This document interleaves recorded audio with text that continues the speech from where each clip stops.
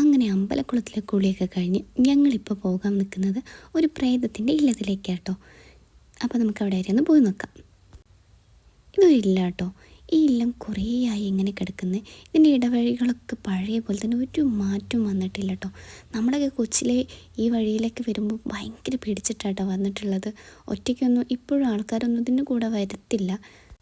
കുറച്ചൊക്കെ ദൂരമായിട്ട് വലിയ വലിയ വീടുകളൊക്കെ വന്നിട്ടുണ്ടെന്നുണ്ടെങ്കിലും ഈ ഒരു സ്ഥലത്തിൻ്റെ ഒരു മാറ്റം വന്നിട്ടില്ല കേട്ടോ. നമ്മളിപ്പോൾ വന്നിട്ടുള്ളത് ഈ വീടിൻ്റെ പുറകു വശത്തോടെ കേട്ടോ. അതുകൊണ്ട് നമുക്ക് കൂടുതലൊന്നും കാണാൻ പറ്റിയിട്ടില്ല. ഇനി ഞാൻ നിങ്ങളെ ശരിക്കും കൊണ്ടുപോകാൻ പോകുന്നത് ഇതിൻ്റെ ഒരു തറവാട്ടിലേക്കാട്ടോ. അവിടെയാണ് നമ്മൾ പറഞ്ഞിട്ടുള്ള സ്ഥലവും പേടിപ്പിക്കുന്ന കാര്യങ്ങളൊക്കെ ഉള്ളത് കേട്ടോ. നിങ്ങളൊക്കെ പ്രേതത്തിൽ ഇപ്പോഴും വിശ്വസിക്കുന്നുണ്ടോ? ഞാൻ വിശ്വസിക്കുന്നുണ്ട് കേട്ടോ. എനിക്കൊക്കെ ചെറിയ അനുഭവങ്ങളൊക്കെ വരുമ്പോൾ ഞാൻ വിശ്വസിച്ച് പോകാറുണ്ട്. നിങ്ങൾക്ക് എങ്ങനെയാണെന്നുള്ളത് ഒന്ന് കമൻറ്റ് ചെയ്യുക കേട്ടോ. ഈ ഏരിയയാണ് ഞാൻ പറഞ്ഞിട്ടുള്ള സ്ഥലം. ഇവിടെ വലിയൊരു ഇല്ല ഉണ്ടായിരുന്നു കേട്ടോ. ഇപ്പോൾ ആ ഇല്ലൊക്കെ കാലക്രമേണ നശിച്ചു പോയേ. ഈ ഇല്ലത്തിൻ്റെ പിറകിൽ കുറേ ഹ്യൂമറൊക്കെ കേൾക്കുന്നുണ്ട്. ഒരു പൂർണ്ണ ഗർഭിണിയെ തീ കൊടുത്തി കൊന്നു എന്നൊക്കെ കേൾക്കുന്നുണ്ട്. ആൾക്കാർ കയറാൻ പറ്റാത്ത വിധത്തിലാട്ടോ പണ്ടേ ഇതിൻ്റെ വാതിലൊക്കെ ഉണ്ടായിരുന്നത്.